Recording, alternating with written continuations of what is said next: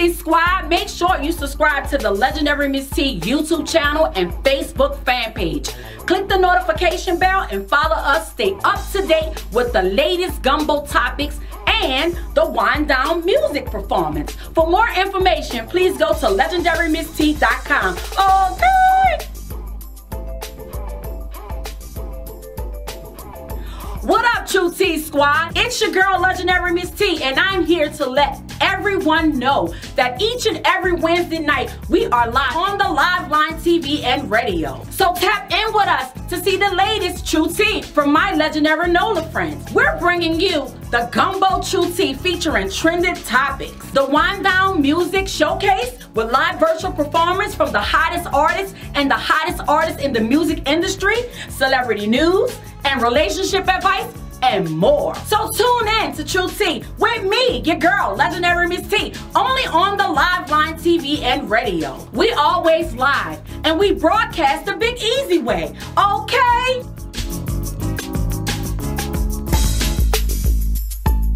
Hey, that's my song right there. We live? We live? Yo, what's up? This your girl, Legendary Miss T, and this is True T. I have my co-host, Winfred. How y'all doing? We have the celebrity senator, Troy Porter.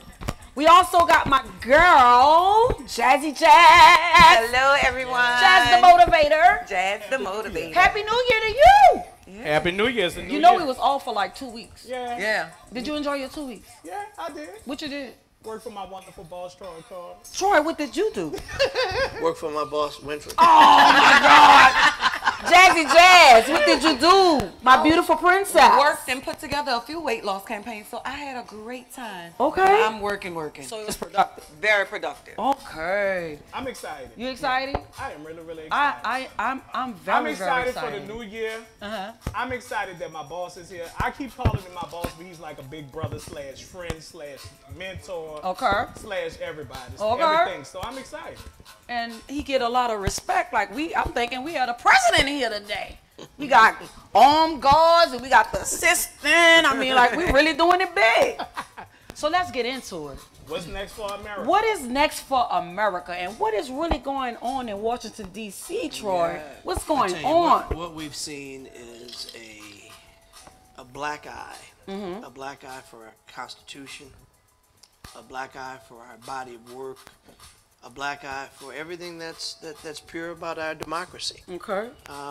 What we witnessed is something that you would never expect to be in America.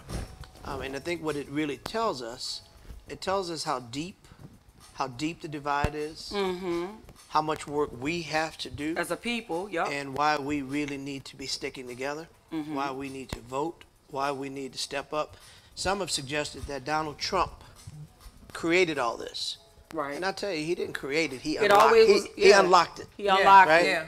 It was there. The hatred, the prejudice, the hate speak. It was always there, and he found a way to unlock it. Right. So what we've witnessed in America is a bursting at the seams of hatred, Yeah. a bursting at the seams of bigotry, Okay. a bursting at the seams of intolerance. And so we have to, instead of taking it as a negative, let's make it a positive. Let's energize behind it. Yeah. Let's look at what they meant as harm and let's make it good. You know what, Troy? When I saw all that going on the Capitol, the first thing I was saying, and I hate to say this, but I was like, I'm so glad no black people.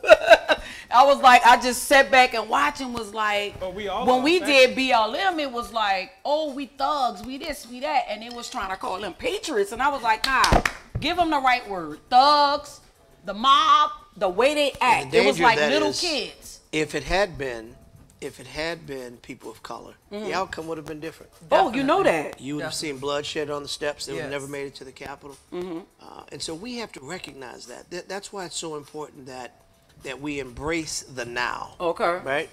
That we utilize the platform that you've created to get our young people particularly involved in the process. Yeah. Yeah. Now is the best time to arm ourselves, but not with guns, not with knives, not with bats, but with activism. Right. And the thing of it is, with the way I feel about it, it was good.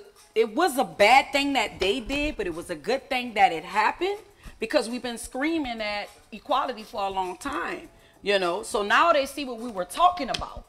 It's a different America for white folks. But it's not about color. It's not all the way about color. It's a different America. It's the new guard coming in, I think. And people are scared. Everybody's scared. I don't think it applies to just race. You don't think so? Well, some have tried to make it that way, though. Yeah. Some have tried to pit black against white, young against old, rich against poor, geographic divides, sexual divides, personal divides, economic divides. Right. Truth of the matter is, all of it's a trick, right? Yeah. To keep us in different silos, and if we're in different places, we won't work together. We work together, we won't vote. We won't vote, we'll keep getting more of the same. Right. But I really think black people really came together when it was time to vote for the president. And when it was time to vote for the Senate race in Atlanta. I know it wasn't us, but I heard the majority of blacks went and voted in Atlanta for those two guys to get the position. We took a ruby red state, Georgia. That's it. And we turned it blue. Yeah. We turned it blue because black and brown people came out and voted. Black and brown and sympathetic Caucasians who understand the importance of equality came out, and no one person and no one group does it alone. Right. It was the combination of people working together saying, you know what, the old adage of sick and tired of being sick and tired. Yes. And it's time for us to do something about it. Now we turned Georgia blue. Now we got to turn Louisiana. Yeah, and that was one of the things that I was definitely looking at. Historically, we've been a red state, so I'm like, okay, if we can turn Georgia blue, then we can definitely flip this state. But it's people in my age range, we always so easy to say, you know, we've always been red. We're going to continue being red. But Georgia showed us differently. So if we really get together and start doing what we need to do now, we can flip this state. No doubt. And the difference is, you hit it on the head. Georgia has always been red. Yes. Louisiana has been blue. Yes. Turned red. Which means it's easier for us to go back than to start from scratch. Yes. So, you know, we had Democratic governors. You know, we had Edwin Edwards to serve. And then we had this shift, the shifting of the party where whites started leaving the Democratic Party, going to the Republican Party. And as a result of that, the state started turning red.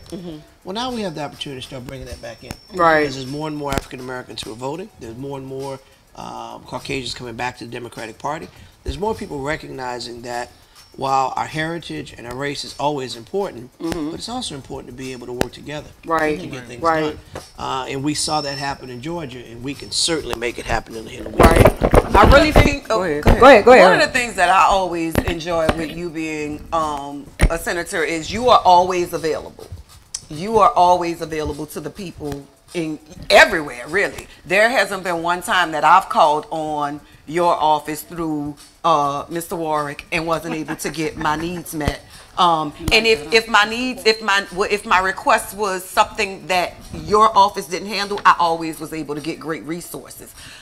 As a Democrat, I'm wondering, what is it that we can do to make sure that there are more Dems that are still having that accessibility to their people? You know, if every Democrat that's running for office can continue to do what Troy Carter is doing, that would be great. But I think you kind of set the bar high for them. I often hear when I'm trying to convince people to get out and vote, their constant complaint is, oh, they're not gonna listen to me anyway, they're not gonna do it. And I always utilize you as an example. Listen, you can call this office and he's accessible. What is it that you think we can do grassroots to be able to get other people to see that they can call on their senators, they can call on their congressmen, they can call on their representatives to be able to get things done? You know, people have been misled and lied and used so often that it's hard to believe again. You know, the traditional kind of political speak is tell them one thing, do something else. I've been in this business for a while, and I've always made it a point that I will always give you all that I have. I'm always going to be honest with you.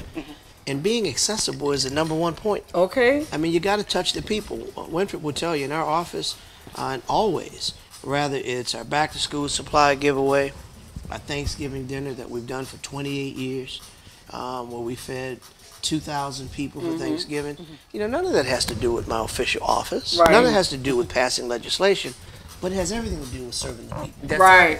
And so you look forward, to answer your question, you look for elected officials that have passion. That's right. Not just talk about, what happens in the halls of justice, what happens in the communities. What happens when there's a single mom that doesn't know how she's going to get school supplies for a kid. Right. When school's about to start in 2 weeks. Right, right. Or a senior citizen who doesn't have any loved ones to spend Christmas with or to spend Thanksgiving with.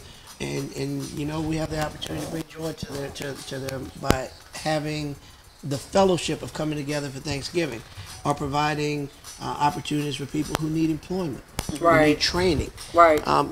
We take it really seriously, and I think what you look for in elected officials is not just what they say they're going to do, but what they've done. What they're done. To look at the history of what they've done.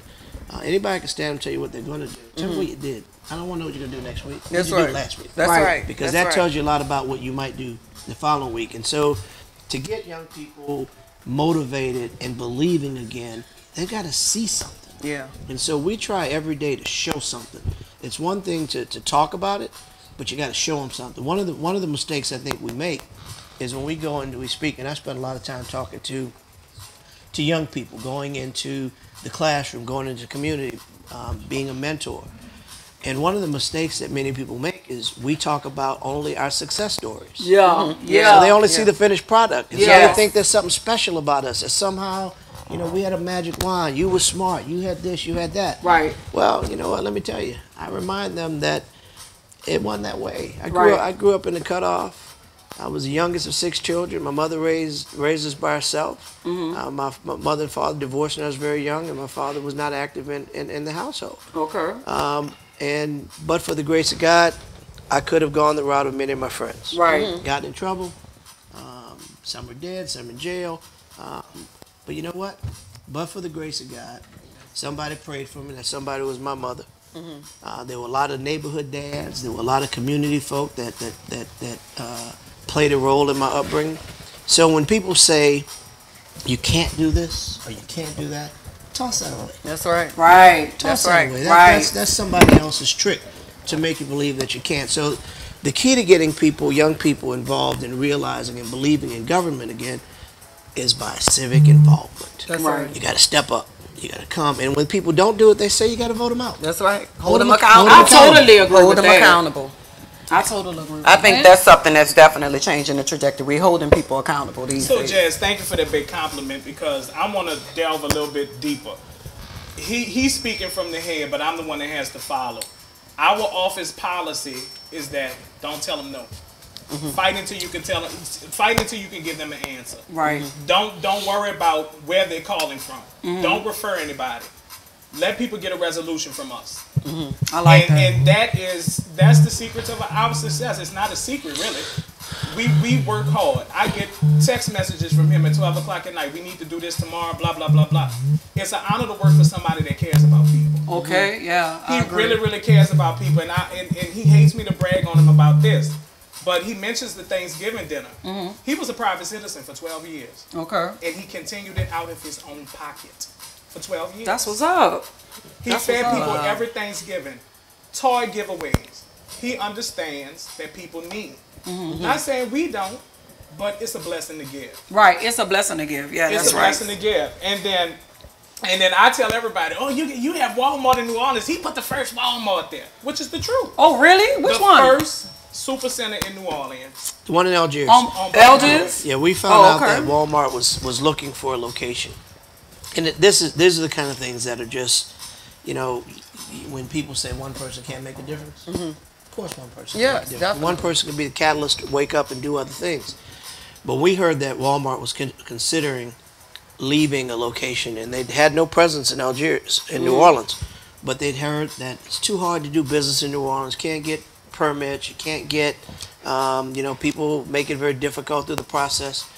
I flew to Bentonville, Arkansas, met with the officials with Walmart, and as a result of that, we were successful in bringing the very first Walmart to New Orleans, which is in Algiers, which is one of the #1 grossing stores, providing hundreds of jobs for the community, economic development, sales taxes, and sometimes it's just a matter of go and do it. Yes. Not accepting no as Not accepting no. as an answer, and getting out there and proving proving that a little hustle, a little hard work, Yeah. you can make things happen. And what that does, we've got people that are working that are able to provide for themselves.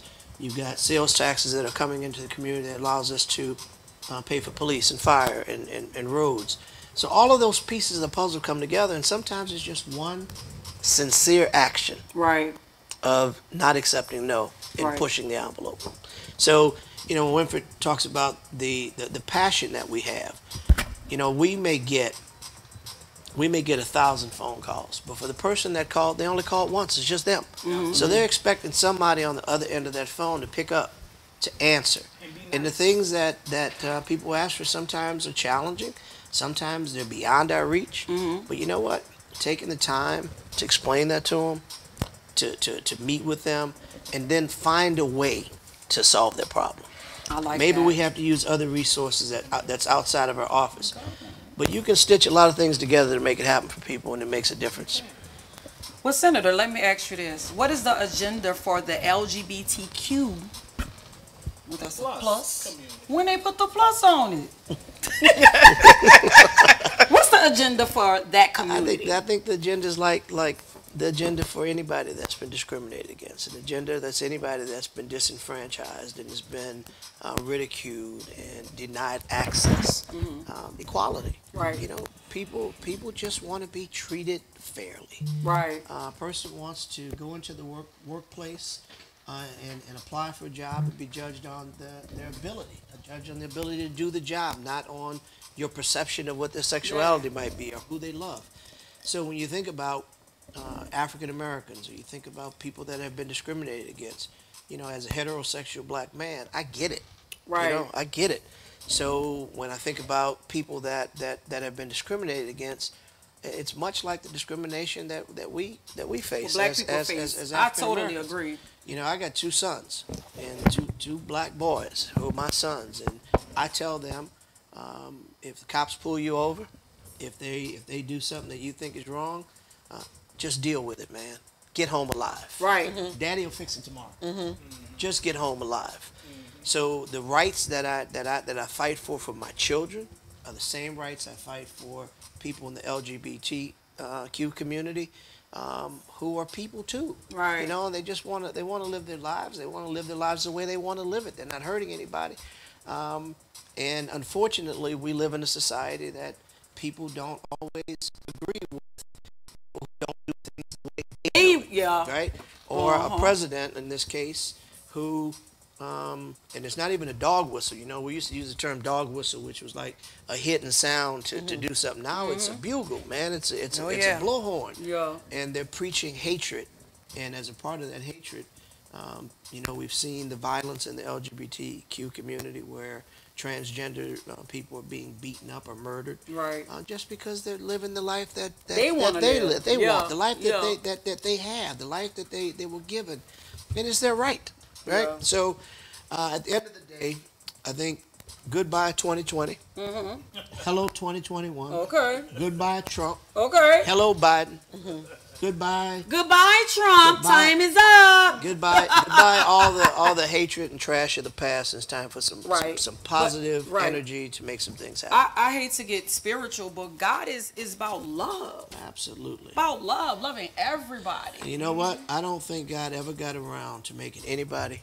any better than Right. anybody else. Exactly. They say all sin is the same. Huh? Yep, Jasmine. One of the questions that I had was, I'm not going to say if you, I know when you get to Congress, what are your plans of reaching over to the other side? Because I look at it like we have 2 different sides of Republicans now. We have the Republicans who are Trump Republicans, and then we have the Republicans who are just following the agenda. Okay. What role do you think that you would play to be able to reach over to both sides and kind of mend those fences to have us all work together? And you know, and that's key, because even though we now control the House, we control the Senate, we control the White House, you still got to work together. That's right. That's right. And I've demonstrated that in my years of service. I currently serve as the Senate Minority Leader, the 12 Democrats strong, which means if we can't build coalitions, we can't pass laws. Right. So you can either, you know, make a lot of noise and stand on a principle but never get anything done, or you can learn how to work with people and build coalitions to pass laws that will change lives. Right. So my my plan will be going to Congress as it's always been.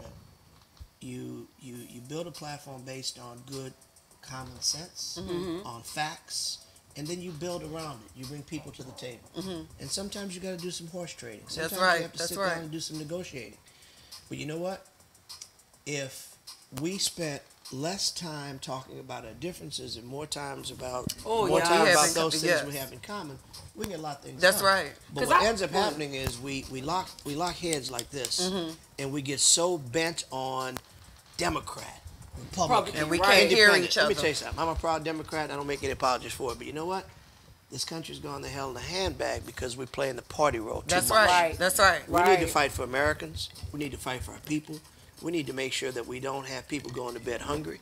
We got to make sure that mothers are able to care for our children. We got to make sure that we have a living wage. Right. Because people cannot live on $7.50. Oh, please. The price of rice, the price of eggs, the price of milk, the price of health care, all have increased. Yes. But people try to live on $7.50 an hour. Yeah. Equal pay for women. Right. Yeah. Exactly. In 2021, we should not still be talking about the fact that an African American woman makes 30 cents on the dollar that a white male makes. Yeah. There's something wrong with that picture that we're even talking about this in 2021. But yet, every session, I'm on the House floor, I'm on the Senate floor, I'm in committee, preaching about it. Yeah. Minimum wage. Every year we're fighting for minimum wage. Criminal justice reform. Yes. You know what? When somebody on the street has a rock versus a guy who has powder, the guy with the rock gets a stiffer sentence. The guy with the powder gets slapped on the wrist. What's wrong with that That's picture? crazy. And you know who typically had the powder? And who had the rock? So you had a white gentleman that was selling the powder. You got a black guy that's got a rock. Why would the crime? They're both derivatives of each other, right? So they're both cocaine. But the sentencing was much stricter because that hit into the community. That's right. Right. And you've heard people say, listen, we don't fly the planes, we don't have the AK-47s, we don't grow the poppy seed, we don't bring the drugs in. We don't make the real money. No. But you look at the prisons, who's in those prisons. That's right. So what has to happen is you've got to create a system where people are not going to drugs because they're trying to escape their reality. Right, exactly. You got people that's really hurting in this community. Right, and the thing You of got it is, people that are starving, they're hungry, they're hurting. They'd rather just put them in jail, no therapy, just want to lock them up and throw away the key. But how do you feel about it took like 11 months for them to think on another stimulus check? It was like egos, like people losing their jobs, people can't pay their rent, and they $600. That's two bills for me. I'll tell you what the stimulus taught us. That when we want to, we can spend a lot of money on ourselves. Because we spend trillions of dollars in foreign aid, promoting democracy in foreign countries, fighting against famine and disease in other countries. Yet in America, we still have people with disease. Yeah. In America, we still have people that are hungry. Listen, in America, we should not have anybody going to bed hungry. Exactly. We pay farmers not to grow their crops. Right. Yet, tonight, there's going to be thousands of people, hundreds of thousands of people across this country that's going to bed hungry. Not in America. We can't have that. So we've got to bring some of the old with some of the new. We've got to address some of those things that have been swept under the rug. And when I go to Congress, that's what I'm going to do. I'm going to fight to bring up some of those basic things that we somehow think we've overcome. And some of us have been blessed. Right. But we've got to remember many have not.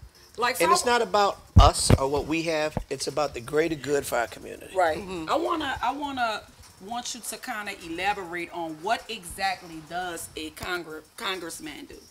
That's a good question. Break it down. Because you know what? Most people don't. They don't understand that. Yeah.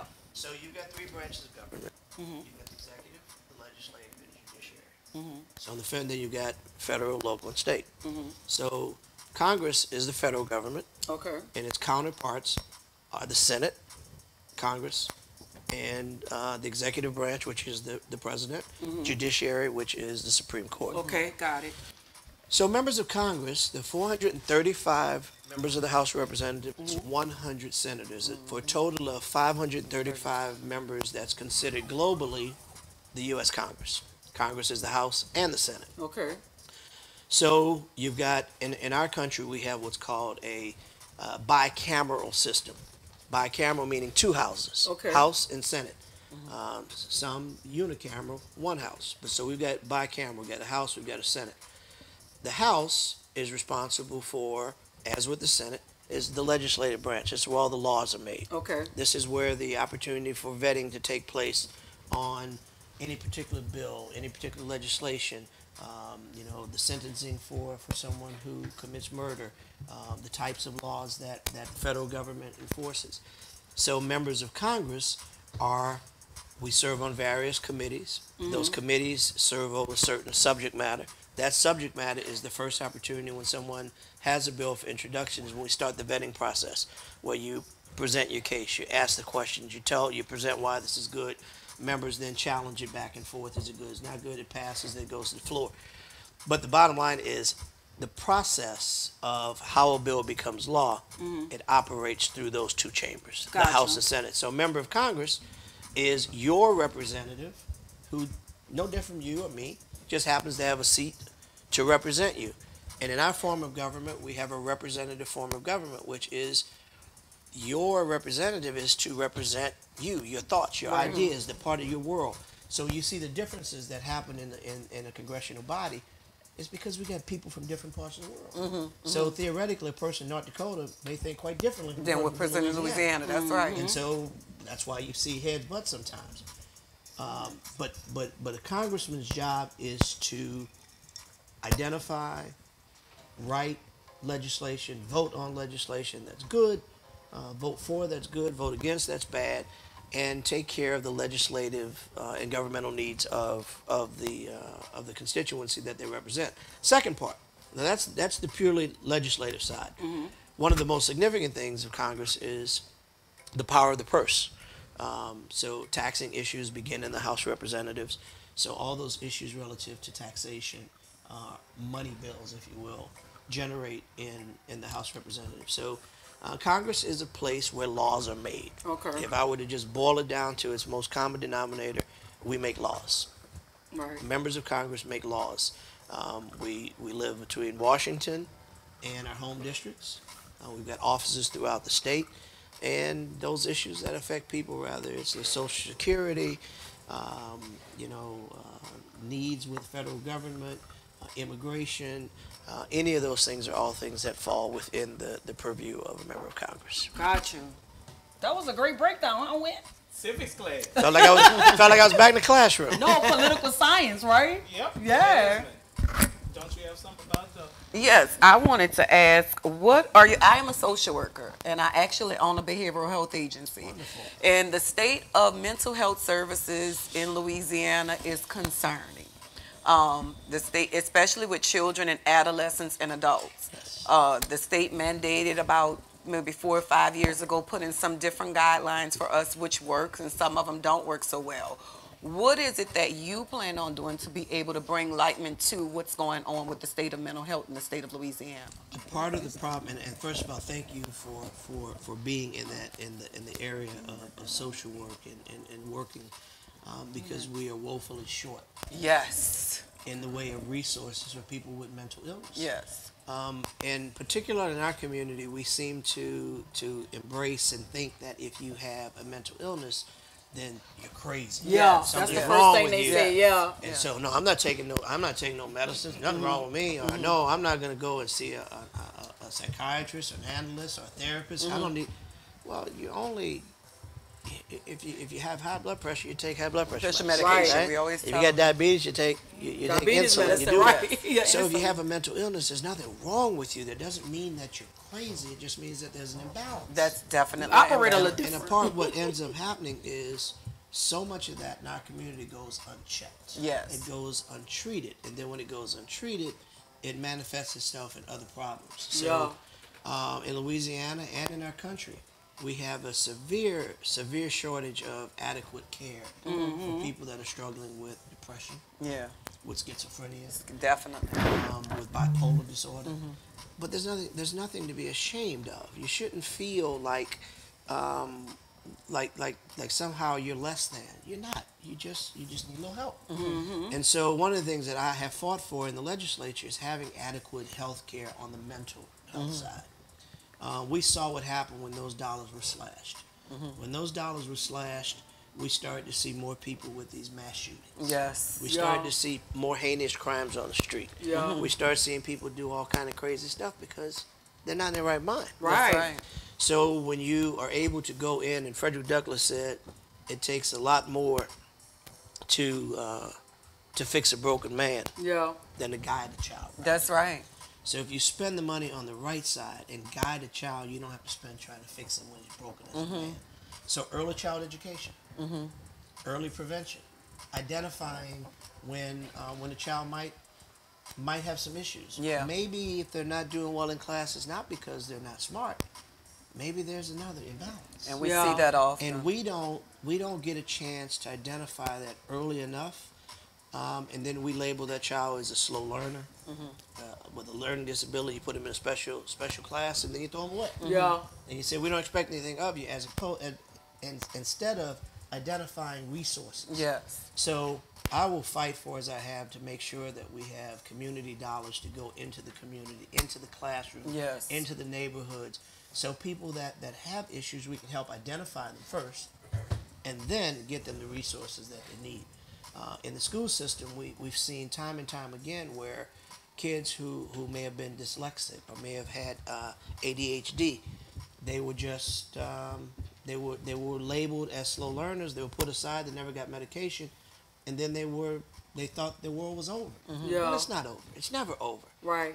We have the ability to fix most of what's wrong if you got people that care.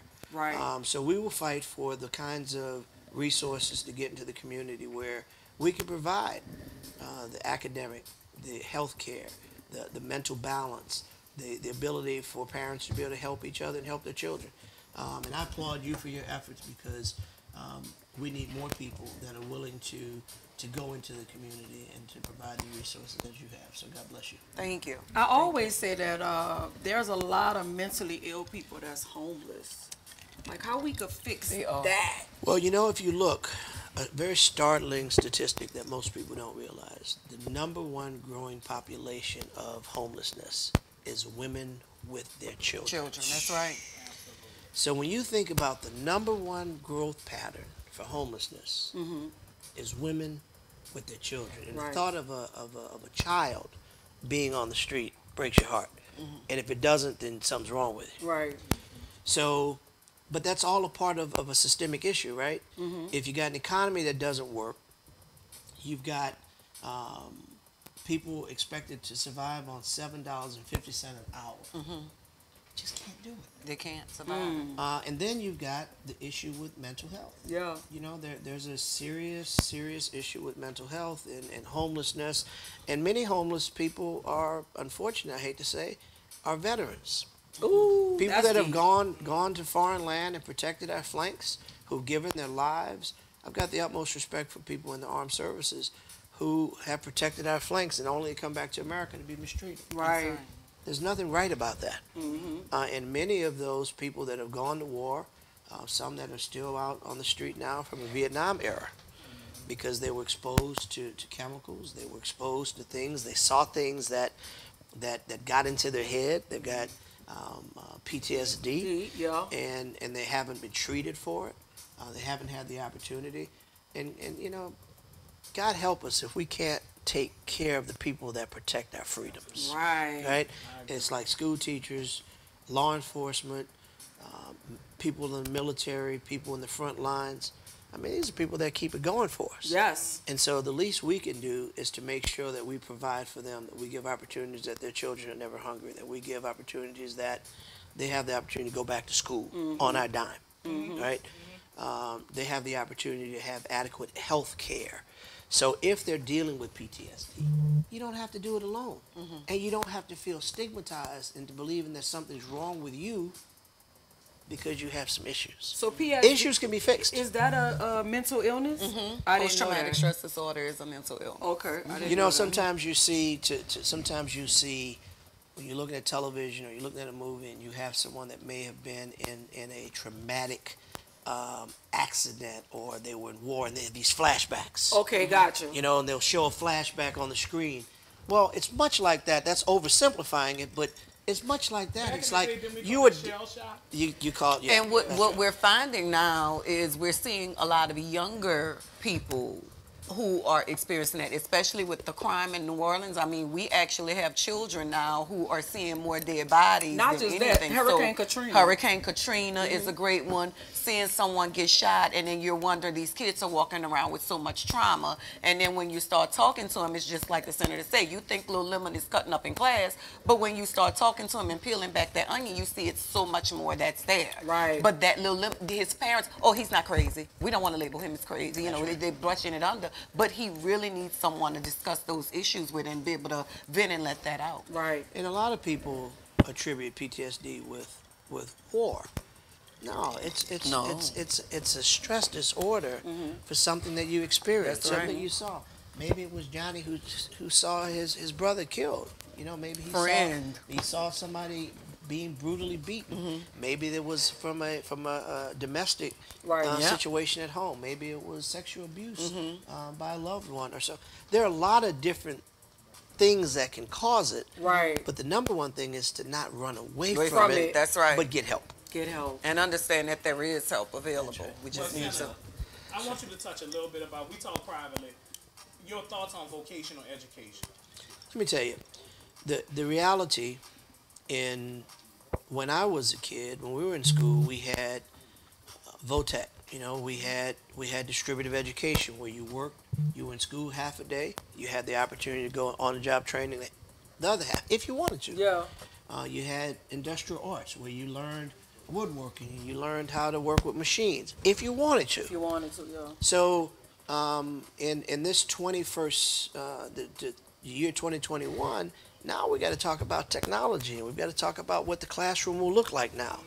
What we've learned now through COVID is that our classroom may never look the same again. It's going to be something that we don't quite understand, right? Maybe it's not inside of four walls. Maybe it's in front of a computer.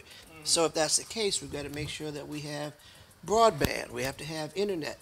Things that we take for granted. But you know, a lot of people don't have internet because they can't afford it. That's right. So if you can't afford internet, that means how are you going to be a part of the new educational scheme? So we've got to make sure that we have universal broadband for free.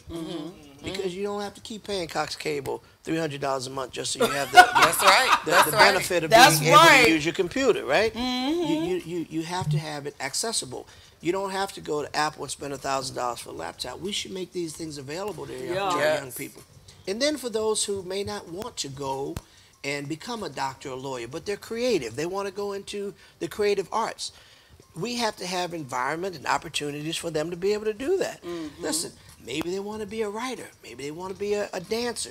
Maybe they want to be a welder or a plumber. All those things are honorable. There's nothing wrong with it. And they're good pay. And you know what? I always tell my children, find something you like to do, enjoy it, and then figure out how to make money with it. That's right. Don't get a job trying to make money. Live your life. Yeah, you're going to hate it. Find your talent. And we've got to encourage our young people to find their niche. That's it. To not be expected to fit in the same mold as what somebody else determines. You know, we've got to give particularly in the African American community where we often hear people say that we don't have enough role models. Yeah. Well, let me tell you, I dismiss that because that's not true. We're letting somebody else define what a role model is, right? We got plenty of role models. We're looking in the wrong places. That's right. A role model defined by somebody else may be a billionaire or a doctor, a lawyer. Those are all great role models. Right. But that's not the end all be all. No. You know, a role model could be Mr. Johnson, who lived down the block, who took care of his family, worked three jobs, and didn't have much of an education, but he loved his wife, took care of his kids, and he provided for them. That's a role model. I personally right? say a role model is somebody that's inspire you. And it doesn't have to be in a mode that somebody else creates. That's right. Exactly. Those traditional definitions. One of the most painful things I've seen in that light is years ago, I remember looking in a magazine, and in that magazine, there was a little black boy, and he had a towel tied around his neck like a cape. And he was looking in the mirror. And in the mirror, he saw a white Superman. That was his hero. Yeah.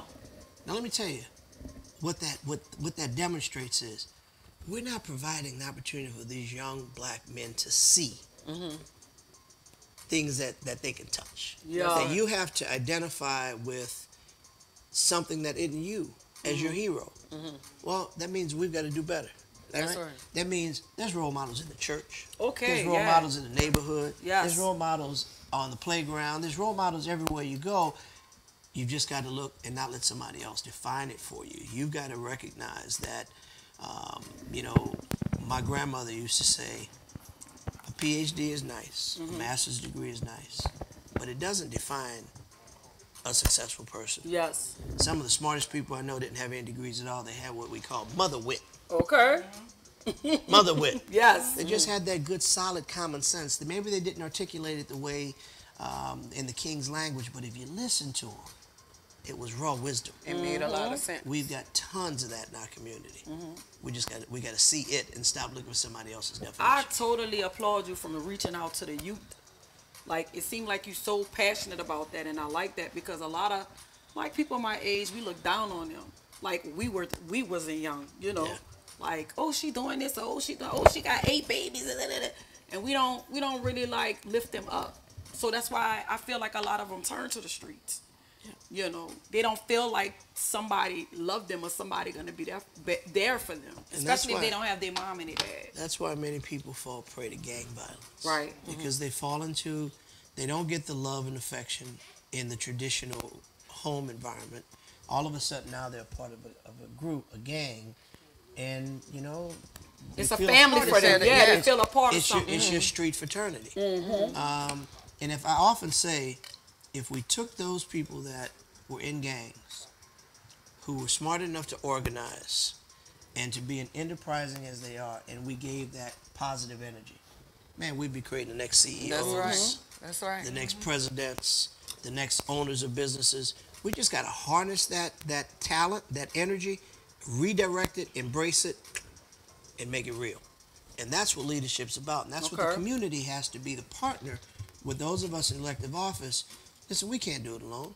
We need the church. We need the community. We need social workers. We need DJs. We need preachers. We need basketball players. Everybody plays a role. Plays their part. In this village, right? In this village. Jasmine, let's wrap it up with women's health. So let's talk about women issues. What is your take on reproductive rights? I think that reproductive rights, you hit it on the head. The most solid part of that phrase is rights. It's a woman's right. It's a woman's rights. It is not my place to tell a woman what she should do with her body. Let's be clear. Government has things that it should do, the places we should be. But like government doesn't tell me, a man, what to do with my body. I'm so confused. So why should we tell you what to do your body? Yeah. Reproductive rights is a very personal issue. It's an issue that is between the owner of that body, and that's you. You're right. You said it, the owner of that body. I'm always perplexed when I find, like, when we're on the ballot, and I'm like, okay, y'all know that there is another. Why aren't we voting on what men are doing to their bodies? Right. Why is it important for what I do to my body to be on the ballot? Like, but you know what's amazing about that? And when we talk about those who quote unquote call themselves pro-life, which I'm offended by, and everybody should, because you are for a woman's right to choose, for reproductive rights, somehow that makes us anti-life. No, we all love life. So the notion that because I support your right to choose and what you do with your body doesn't mean that I don't love life, doesn't mean you don't love life. Right. Some people use that as just one of those buzzwords, right? To try and throw you off course. The truth of the matter is, I call some of these pro-birth. Because once you're born, they don't care about you anymore. That's it. Yeah. That's it. And they just want you to have the baby, but they don't want to provide postnatal care. They're cutting resources for education. They want to cut the WIC checks. Yeah. They want to take away the ability for health care. That's right. And for a mother to be able to have adequate nursery care while she goes to work. So you only care about the child until they're born. Until they're born, as soon as they're born, then it's like toss them away. You know, well, that's not pro-life to me. Abortion is It's not legal here anymore. Is it? It is. Yes. No, somebody said that it wasn't. They've modified it. No, Okay, all right. they've tried in multiple ways, but Roe v. Wade made it. It's legal federally. It's legal Okay. federally. All and right, gotcha. It's regulated differently in different states. All right. But the reality is, and a lot of it's based on how far into the trimester. Gotcha. And you know, some would rather ratchet it back and take those rights away. And every time there's a presidential election, you hear Supreme Court justices that are being selected to determine, you know, what might happen. The bottom line is, it's a woman's right to choose. And I agree. And I support that. Reproductive rights are very personal, and it's the rights of the female to make that. We have to get beyond the ones that get so caught up in what they determine to be pro-life that they only care up until the 9th month of the baby's born, and then they don't care anymore. And that's so true. So we end up having so many young mothers out there that don't have access to postnatal care, that don't have access to nutrition for that child. We have to care as much about what happens when that child's born. Yeah. And what happens when that mother in Louisiana, we have some of the highest mortality rates of African American women and their children. Right. More mothers die while giving Birth, birth, yeah. or are challenged with the child while giving birth. I passed a resolution and put money in the budget, and so we would study that, and we would look at ways to reduce those instances of fatality during birth and with women of color. It's a real problem. It's a problem in our country. It's particularly a problem in Louisiana. As a result of my passing the resolution and putting money in the budget for it, we were able to bring all of the experts, medical experts together under one roof to start talking about, you know, what are the root causes? And a lot of it is inadequate preparation. Yes. Inadequate health care, inadequate training. And listen, the reality is, within the hospital structure, there's always, like anything else, there's a hierarchy and there's racism that exists. That, you know, the issue where one patient gets a little bit more medication for their pain than the other. This is not something that's made up. This has been proven and tested. That these are issues that we have to be willing to address. We have to be willing to talk about the disparities in healthcare. When we talked about COVID, there was some who had a notion that somehow COVID was more people of color were more susceptible. Well, it wasn't because COVID liked people of color. It was because of our underlying Issues. It was because of the issues of inactivity, sedentary lifestyles, poor diets, and a lack of access to medical care. So in America, you can get a hamburger for $1. Yeah. Salad It costs you $6. So Ain't that you can- Chick-fil-A? So you're gonna get you're gonna unfortunately, if you got challenge bucks, you're gonna go for the buck. For the That's dollar, right, yeah, because you that's got to right. spread your money. I've been there a lot. Listen, a bag of corn chips and a Coca-Cola is gonna fill your belly, but it has absolutely no nutritional value. That's right. Exactly. So we have to eat better. We have to exercise more. We have to take care of ourselves more. And a part of that is, from my vantage point, is we got to make healthcare affordable and accessible to everybody. Exactly. Well, Senator, thank you for coming. Thank you so much. I thoroughly enjoyed it. You're so You are an awesome. awesome guy. When can I come back? Whenever you want. I want to come back. We said it at the same time. I know. Whenever you want. Whenever you want. And let me tell you this.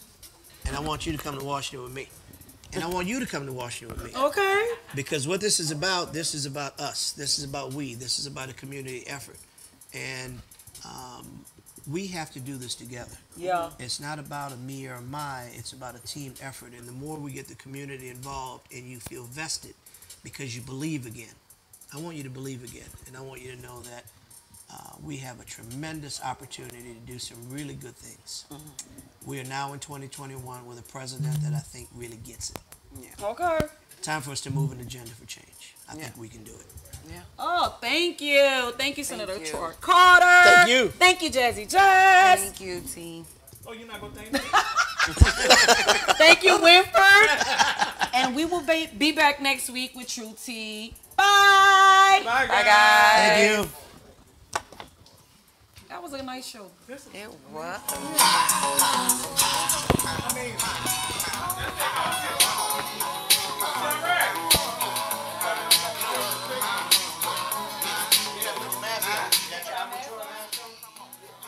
All right, I'm telling you about to take a few pictures before we get out of here.